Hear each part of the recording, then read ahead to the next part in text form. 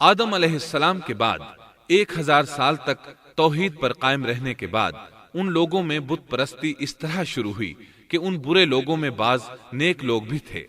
یہ برے لوگ ان نیک لوگوں سے بہت محبت کرتے تھے اور ان سے تقرب حاصل کرتے تھے، ان کی شان میں بہت مبالغہ کرتے تھے، جیسا کہ آج کل بعض لوگ علماء اور صالحین کی مدح سرائی میں زمین و آسمان کے قلابے ملاتے ہیں۔ یہی چیز بعد میں شرک کا ذریعہ بنی۔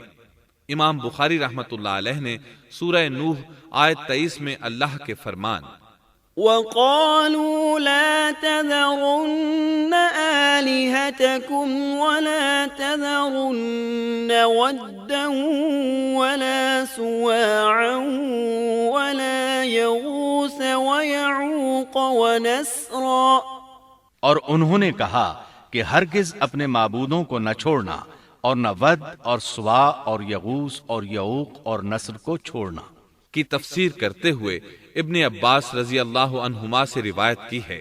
وہ فرماتے ہیں کہ یہ نوح علیہ السلام کی قوم کے بعض نیک آدمیوں کے نام ہیں۔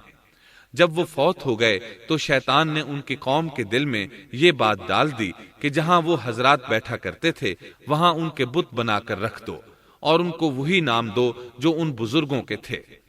انہوں نے ایسا ہی کیا اور پتھر کے بت بنا کر ان کے نام ان بزرگوں والے رکھ دیے۔ اس وقت تو بتوں کی پوجا نہ ہوئی، لیکن جب یہ لوگ فوت ہو گئے اور علم مٹ گیا تب ان کی پوجا ہونے لگی۔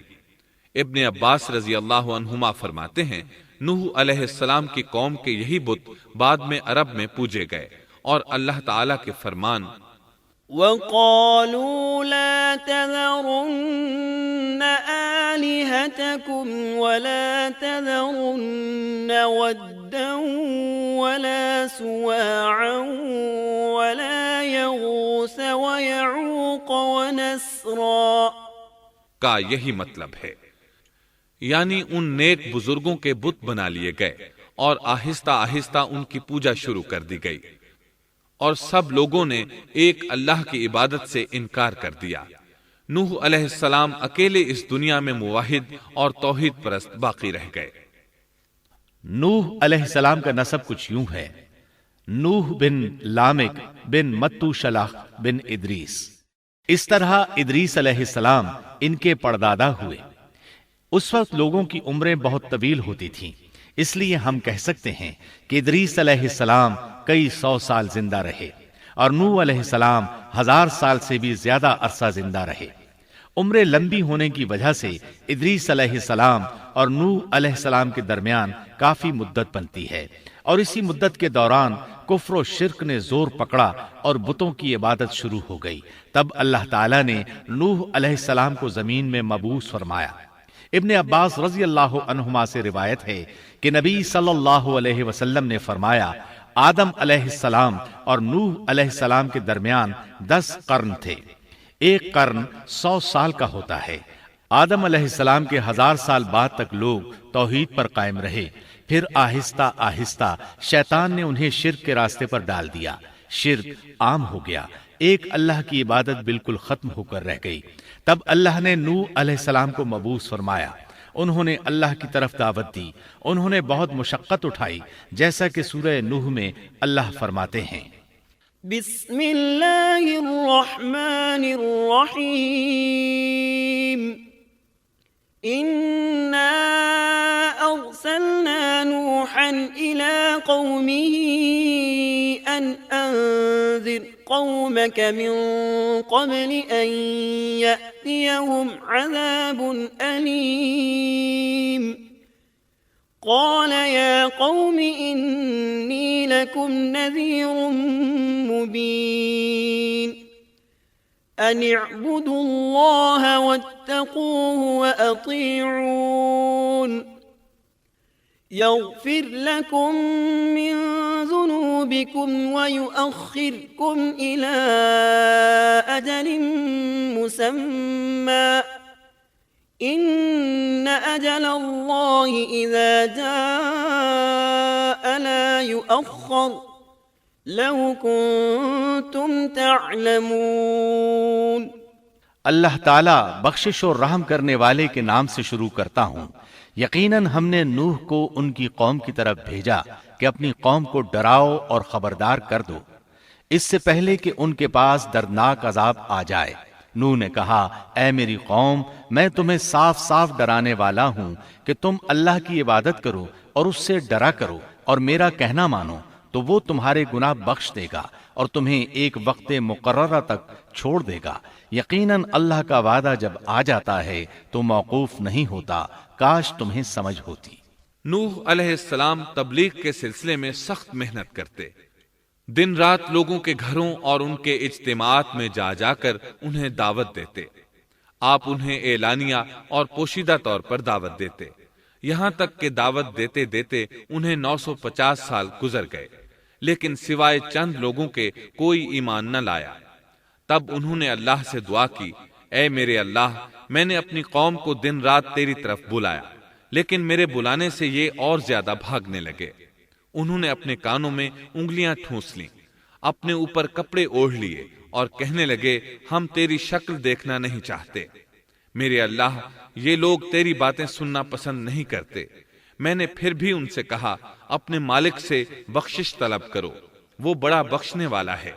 اس وقت نوح علیہ السلام کی قوم میں ایک بادشاہ تھا، وہ بہت مغرور تھا۔ وہ قوم سے کہنے لگا، نوح کی باتوں پر کان نہ دھرنا اور نہ اس سے بحث کرنا، یہ جو کرتا ہے اسے کرنے دو، تم اپنے بتوں کی پوجا پر ڈٹے رہو۔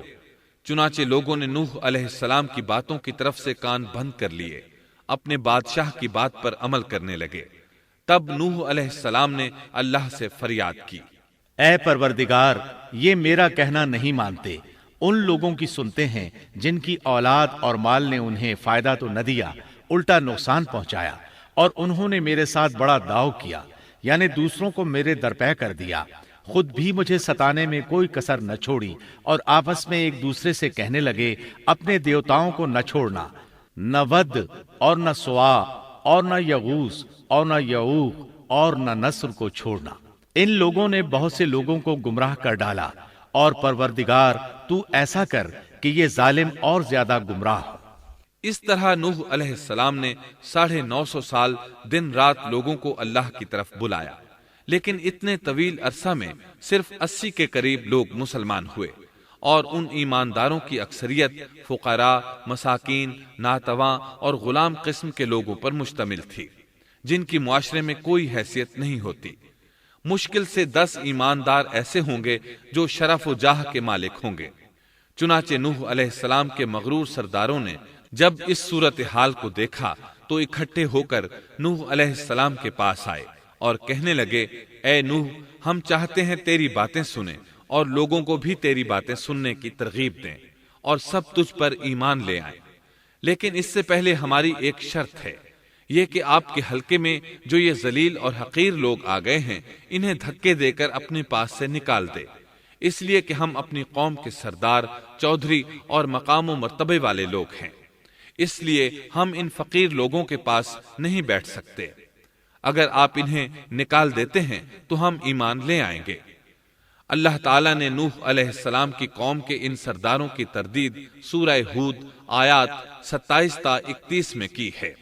اللہ تعالیٰ فرماتے ہیں، فقال الملأ الذين كفروا من قومه ما نراك إلا بشرا مثلنا وما نراك اتبعك إلا الذين هم أراذلنا بادي الرأي وما نرى لكم علينا من فضل بل نظنكم كاذبين قال يا قوم أرأيتم إن كنت على بينة من ربي وآتاني رحمة من عنده فعميت عليكم أنلزمكموها وأنتم لها كارهون۔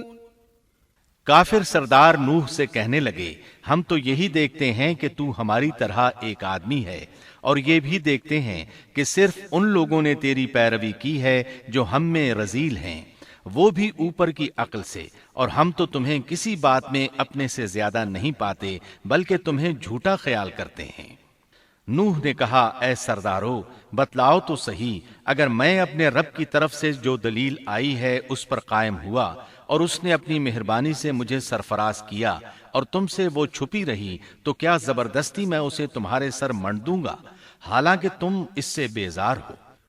وَيَا قَوْمِ لَا أَسْأَلُكُمْ عَلَيْهِ مَالًا إِنْ أَجْرِيَ إِلَّا عَلَى اللَّهِ وَمَا أَنَا بِطَارِدِ الَّذِينَ آمَنُوا إِنَّهُمْ مُلَاقُو رَبِّهِمْ وَلَكِنِّي أَرَاكُمْ قَوْمًا تَجْهَلُونَ وَيَا قَوْمِ مَنْ يَنصُرُنِي مِنَ اللَّهِ إِن طَرَدتُّهُمْ أَفَلَا تَذَكَّرُونَ وَلَا أَقُولُ لَكُمْ عِندِي خَزَائِنُ اللَّهِ وَلَا أَعْلَمُ الْغَيْبَ وَلَا أَقُولُ لَكُمْ إِنِّي مَلَكٌ ولا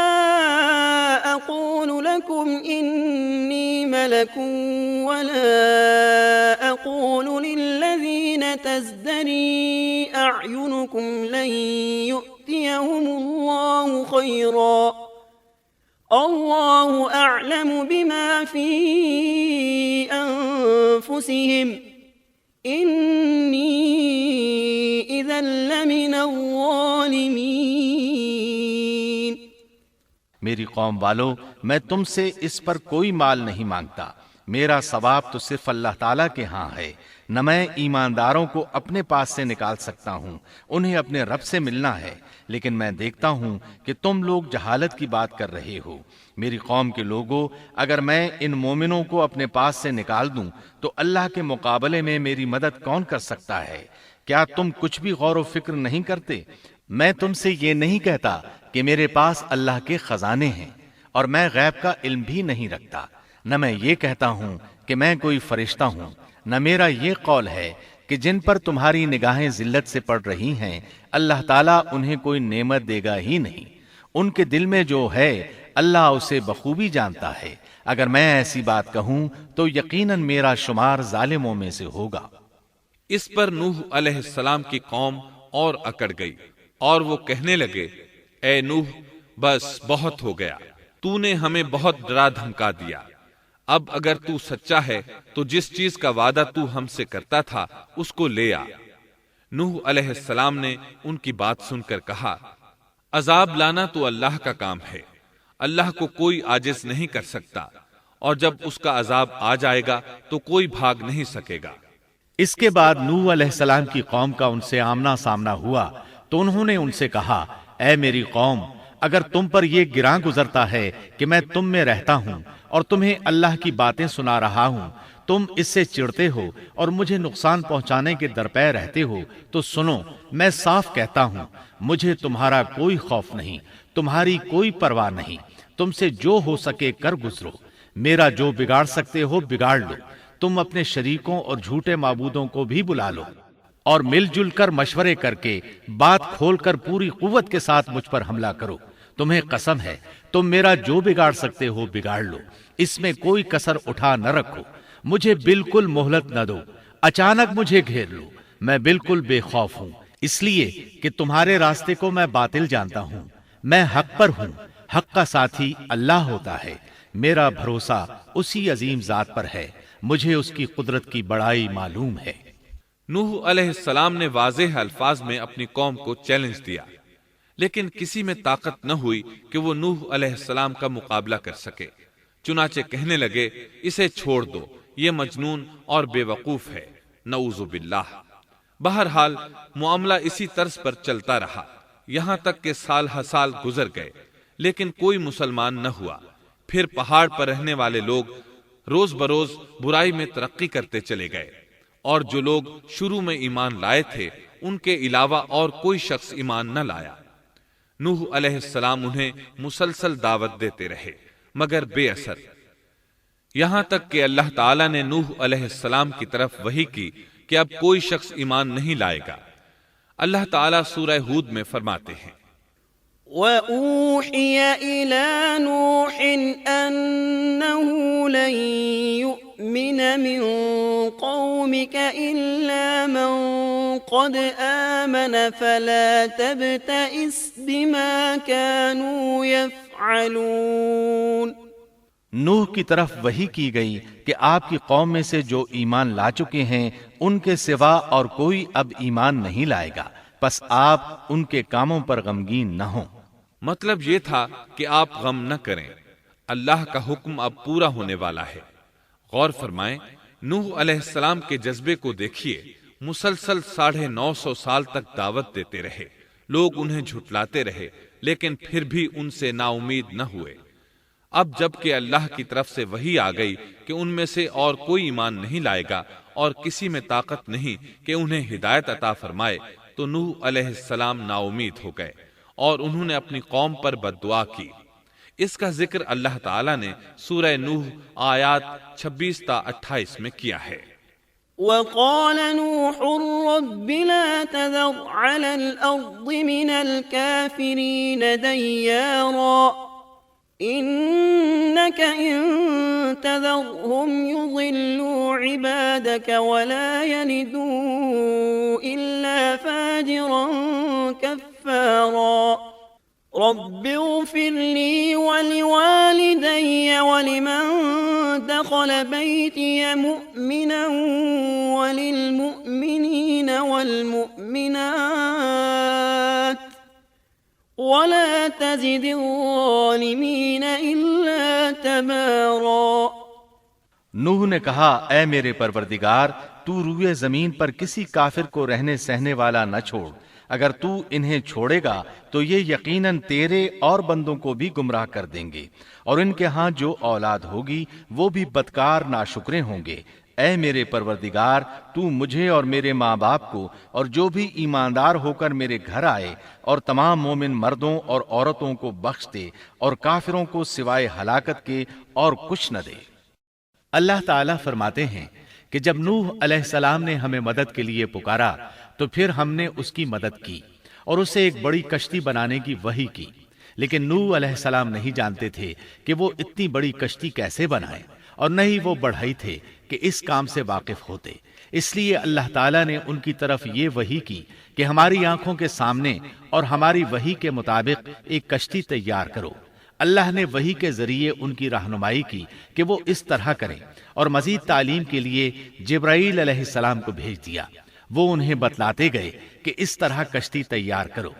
نوح علیہ السلام ایک پہاڑ پر رہتے تھے، ان کے ارد گرد درخت نہیں تھے، نہ پانی تھا، چنانچہ انہوں نے بہت سے درخت اگائے، پھر ان کو کاٹا اور پہاڑ پر بیٹھ کر کشتی تیار کرتے رہے۔ آپ بڑے بڑے تختے بناتے اور لوہا لاتے اور ان سے کیل تیار کرتے، پھر ان کیلوں کو تختوں میں ٹھوکتے، آپس میں ان تختوں کو ملاتے، یہاں تک کہ ایک بہت بڑی مضبوط اور دیو ہیکل کشتی تیار ہو گئی۔ ایک روایت کے مطابق نوح علیہ السلام نے اس کو 100 سال میں تیار کیا۔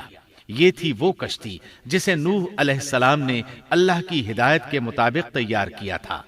سورۃ القمر آیت 13 میں ارشاد ہوتا ہے، وَحَمَلْنَاهُ عَلَى ذَاتِ أَلْوَاحٍ وَدُسُرٍ، اور ہم نے نوح کو اس کشتی میں سوار کیا جو تختوں اور کیلوں سے بنی ہوئی تھی۔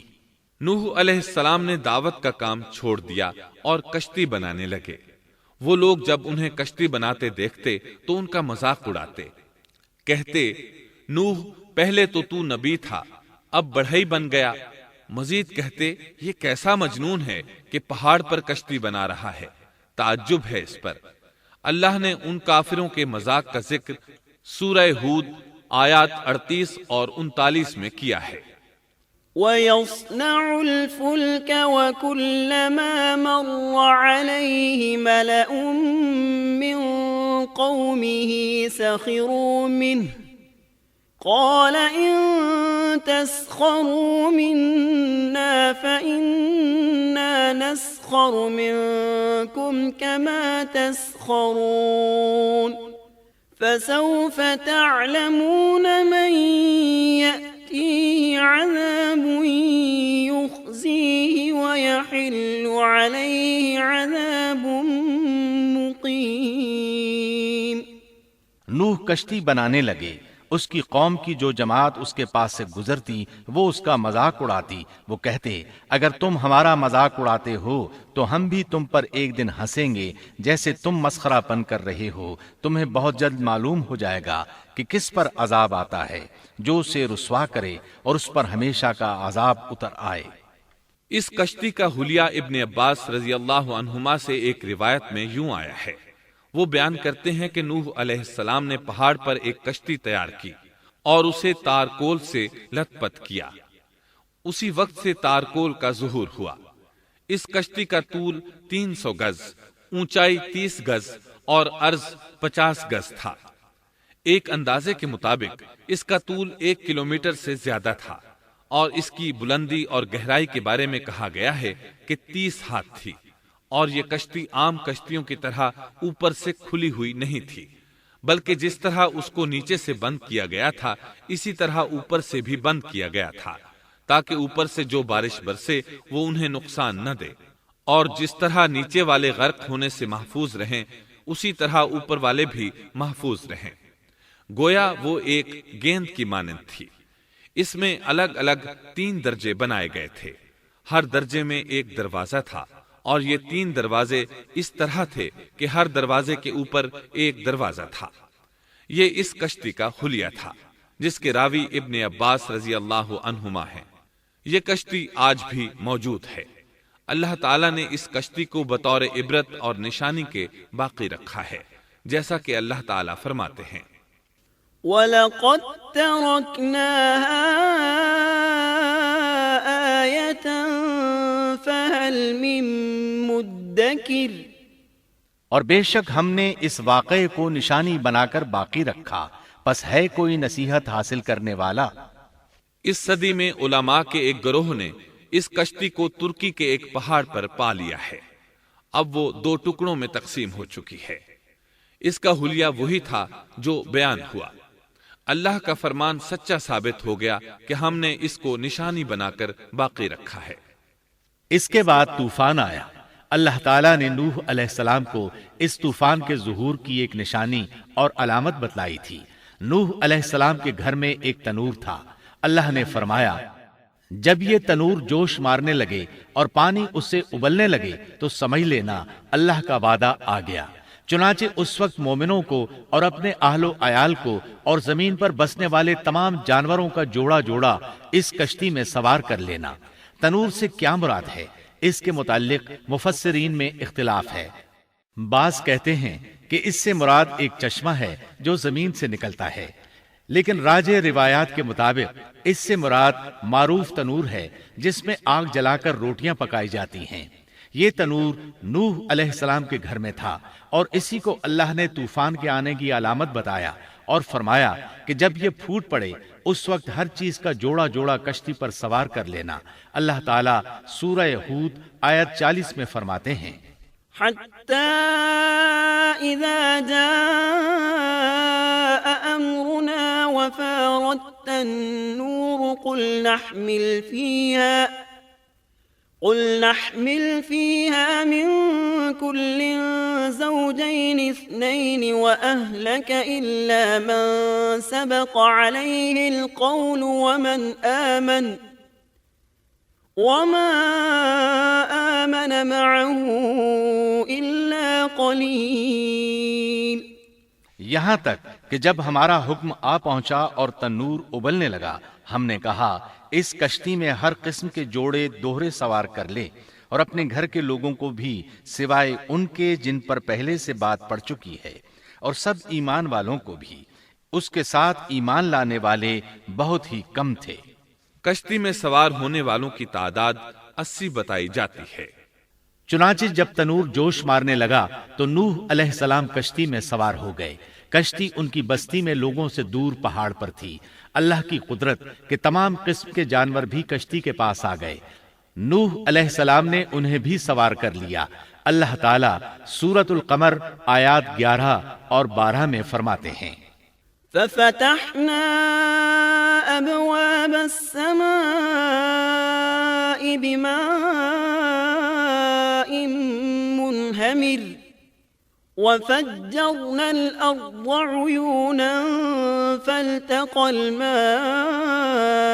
على أمر قد قدر پس ہم نے آسمان کے دروازوں کو زور کی بارش سے کھول دیا اور زمین کے چشموں کو جاری کر دیا، پس اس کام پر جو پانی مقرر کیا گیا تھا خوب جمع ہو گیا۔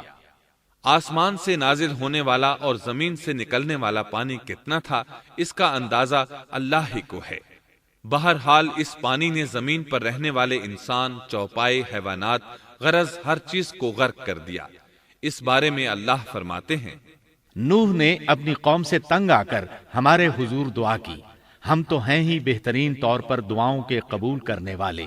فوراً ان کی دعا قبول کر لی اور اس تکلیف اور ایذا سے انہیں بچا لیا جو انہیں کفار سے روزمرہ پہنچ رہی تھی، اور ان کی اولاد کو ہم نے باقی رہنے والی بنا دیا، یعنی انہی کی اولاد سے پھر سے دنیا آباد ہوئی، کیونکہ صرف وہی لوگ بچے تھے جو کشتی پر سوار تھے، اور ہم نے ان کا ذکر خیر پچھلوں میں باقی رکھا۔ نوح علیہ السلام پر تمام جہانوں میں سلام ہو۔ ہم نیکی کرنے والوں کو اسی طرح بدلے دیتے ہیں، وہ ہمارے ایماندار بندوں میں سے تھا، پھر ہم نے باقی سب کو غرق کر دیا۔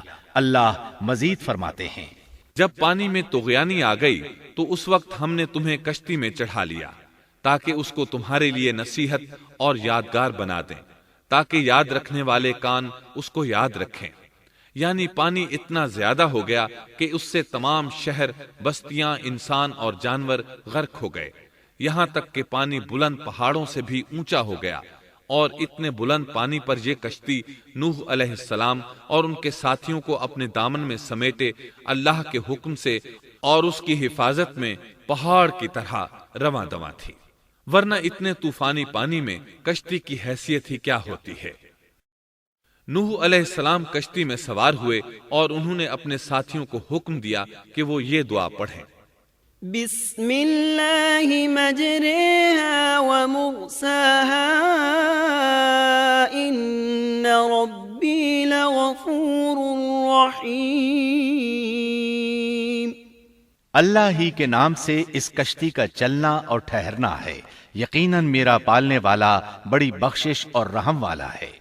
یہی اللہ کا حکم آپ کو تھا کہ جب تم اور تمہارے ساتھی ٹھیک طرح بیٹھ جاؤ تو کہنا، الحمد للہ الذی نجانا من القوم الظالمین وقل رب انزلنی منزلا مبارکا وانت خیر المنزلین۔ سب تعریف اللہ ہی کے لیے ہے جس نے ہمیں ظالم لوگوں سے نجات عطا فرمائی، اور کہنا کہ اے میرے رب مجھے بابرکت اتارنا اور تو ہی بہتر اتارنے والا ہے۔ اللہ تعالیٰ نوح علیہ السلام کو نصیحت کر رہے ہیں کہ اللہ آپ کو اور آپ کے اہل کو نجات عطا فرمائیں گے۔ کشتی میں نوح علیہ السلام کے کافر بیٹے کے علاوہ تمام گھر والے سوار تھے۔ آپ کے کافر بیٹے کا نام کنعان تھا، وہ ایک طرف کھڑا تھا۔ نوح علیہ السلام نے اسے پکارا، میرے بیٹے اس کشتی میں آ جا اور کافروں کا ساتھی نہ بن، لیکن اس بدبخت نے کہا، میں ابھی کسی پہاڑ کی چوٹی پر پناہ لے لوں گا جو مجھے اس پانی سے بچائے گی۔ نوح علیہ السلام نے کہا، آج اللہ کے حکم سے کوئی بچانے والا نہیں مگر وہی جس پر اللہ رحم کرے۔ باپ اور بیٹے کے درمیان یہ گفتگو جاری تھی کہ ایک طوفانی موج نے اسے اپنی زد میں لے لیا اور اسے غرق کر دیا۔ نوح علیہ السلام سے اللہ نے وعدہ کر رکھا تھا کہ اللہ تعالیٰ اس کے اہل کو نجات عطا فرمائے گا۔ چنانچہ جب آپ کی آنکھوں کے سامنے آپ کا بیٹا غرق ہو گیا تو وہ پکار اٹھے، اے اللہ، میرا بیٹا میرے گھر والوں میں سے تھا اور تو نے مجھ سے وعدہ کیا تھا کہ میرے گھر والوں کو نجات عطا فرمائے گا، اور تو تمام حاکموں سے بہتر حاکم ہے، لہذا ناممکن ہے کہ تیرا وعدہ پورا نہ ہو۔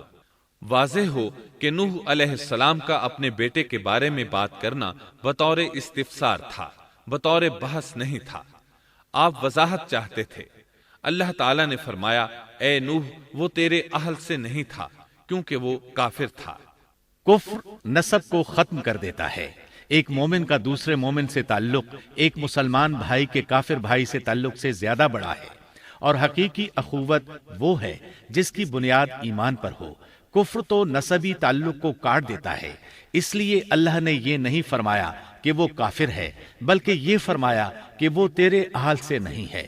ہمارے لیے بھی یہی حکم ہے، کسی مومن کا کافر کے ساتھ رشتہ نہیں ہو سکتا۔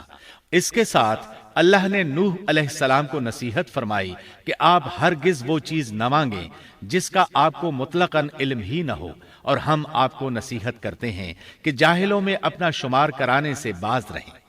جب نوح علیہ السلام یہ بات جان گئے کہ ان کا سوال واقعے کے مطابق نہیں تھا تو فوراً اس سے رجوع کر لیا اور اللہ تعالیٰ سے اس کی رحمت اور مغفرت کے طالب ہوئے۔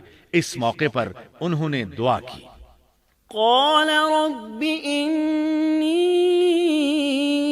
أعوذ بك أن أسألك ما ليس لي به علم وإلا تغفر لي وترحمني أكن من الخاسرين۔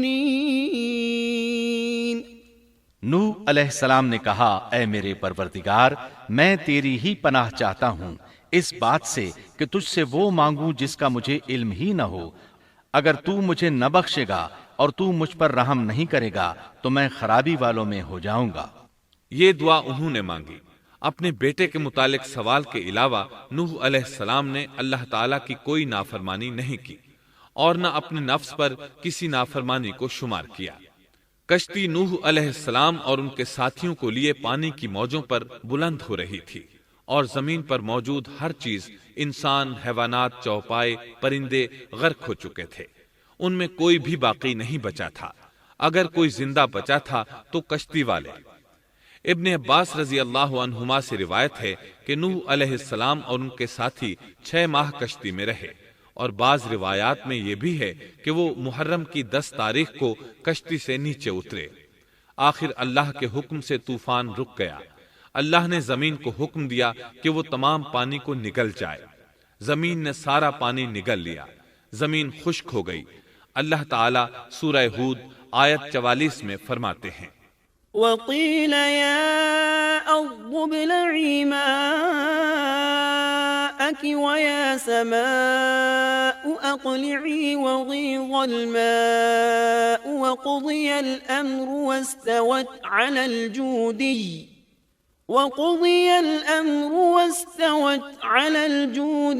وقيل بعدا للقوم الظالمين۔ اور فرما دیا گیا کہ اے زمین اپنے پانی کو نگل جا، اور اے آسمان بس کر تھم جا۔ اسی وقت پانی سکھا دیا گیا اور کام پورا کر دیا گیا، اور کشتی جودی نامی پہاڑ پر جا ٹھہری، اور فرما دیا گیا کہ ظالم لوگ اللہ کی رحمت سے دور ہیں۔ کشتی جودی پہاڑ پر جا کر ٹھہر گئی۔ اب انہیں حکم ہوا کہ سلامتی کے ساتھ کشتی سے اتر آئے۔ آپ پر بھی برکت نازل ہوگی، اور ان قوموں پر بھی جو آئندہ آپ کی نسل سے پیدا ہوں گی، اور آپ کی نسل میں سے کچھ لوگ ایسے بھی ہوں گے جنہیں ہم فائدہ تو ضرور پہنچائیں گے، پھر انہیں ہماری طرف سے دردناک عذاب پہنچے گا۔ بہت سی روایات میں یہ بات مذکور ہے کہ نوح علیہ السلام ایک لمبی مدت یعنی 6 ماہ کشتی میں طوفان تھم جانے کا انتظار کرتے رہے۔ آپ نے طوفان کے حالات معلوم کرنے کے لیے ایک کبوتر بھیجا جو واپس آ گیا۔ اسے پاؤں رکھنے کو جگہ نہ ملی۔ اسے دوبارہ بھیجا گیا تو وہ پھر واپس آ گیا۔ چند دن بعد اسے پھر بھیجا گیا تو وہ اپنی چونچ میں زیتون کی ایک ٹہنی لیے ہوئے تھا۔ اس سے نوح علیہ السلام نے معلوم کر لیا کہ پانی زمین سے کچھ ہی اونچا رہ گیا ہے اور درخت وغیرہ اگ چکے ہیں۔ کچھ دن بعد اسے پھر بھیجا گیا۔ اس مرتبہ وہ واپس لوٹا تو اس کے پاؤں خاک آلود تھے۔ نوح علیہ السلام نے سمجھ لیا کہ طوفان رک گیا اور زمین خشک ہو چکی ہے۔ سیرت کی کتب میں یہ واقعہ موجود ہے۔ اسی کی بنیاد پر سیرت نگاروں کا کہنا ہے کہ کبوتر کا آنا سلامتی کی علامت تھا، اور اس کی چونچ میں زیتون کی ٹہنی نوح علیہ السلام کی بادشاہت کی طرف اشارہ تھا۔ اس طرح نوح علیہ السلام زمین پر اتر آئے۔ اس وقت اولاد آدم میں سے کوئی انسان سوائے ان لوگوں کے زندہ نہیں بچا تھا۔ جزیرہ عرب، فلسطین اور ان کے ارد گرد کا علاقہ غرق ہونے سے محفوظ رہا۔ ان کے علاوہ تمام زمین غرق ہوئی تھی۔ سب کے سب طوفان کی نظر ہو گئے۔ صرف نوح علیہ السلام سے اولاد پیدا ہوئی اور زمین میں ان کی اولاد کے علاوہ اور کسی کی نسل باقی نہ رہی۔ اسی وجہ سے نوح علیہ السلام کو آدم ثانی اور ابو البشر ثانی کہا جاتا ہے، کیونکہ تمام کے تمام بشر انہی کی طرف منسوب ہیں۔ سورۃ الصافات آیات 75 تا 77 میں اسی طرف اشارہ ہے۔ وَلَقَدْ نَادَانَا نُوحٌ فَلَنِعْمَ الْمُجِيبُونَ وَنَجَّيْنَاهُ وَأَهْلَهُ مِنَ الْكَرْبِ الْعَظِيمِ وَجَعَلْنَا ذُرِّيَّتَهُ هُمُ الْبَاقِينَ۔ اور ہمیں نوح نے پکارا تو دیکھ لو کہ ہم کیسے اچھے دعا قبول کرنے والے ہیں۔ ہم نے اسے اور اس کے فرمانبرداروں کو اس زبردست مصیبت سے بچا لیا۔ اس کی اولاد ہم نے باقی رہنے والی بنا دی۔ ایک دوسرے مقام پر اللہ تعالیٰ دیگر امم اور رسولوں کے متعلق کلام کرتے ہوئے فرماتے ہیں، اے ان لوگوں کی اولاد جنہیں ہم نے نوح کے ساتھ چڑھا لیا تھا، وہ ہمارا بڑا ہی شکر گزار بندہ تھا۔ نوح علیہ السلام کے 3 بیٹے تھے، سام، حام اور یافس۔ سام کی نسل زیادہ تر سفید رنگت کی تھی اور بہت کم لوگ ان میں سیاہ فام تھے، البتہ کچھ ان میں گندمی تھے۔ حام کی اولاد کی اکثریت سیاہ فام تھی، ان میں بہت کم لوگ سفید رنگ کے تھے، اور یافس کی اولاد سرخی مائل رنگ کی تھی۔ عرب اور بنو اسرائیل سام کی اولاد ہیں، تمام حبش حام کی اولاد ہیں، ترک اور مشرقی ایشیا کے لوگ یافس کی اولاد ہیں۔ طوفان کے بعد نوح علیہ السلام اللہ کے بندوں میں 350 سال تک زندہ رہے، اور وہ اللہ کے قول عبدن شکورن کے مصداق تھے۔ پھر نوح علیہ السلام فوت ہو گئے۔ راجح ترین روایات کے مطابق آپ مکہ میں دفن ہوئے، ایک دوسری روایت کے مطابق آپ لبنان میں دفن ہوئے۔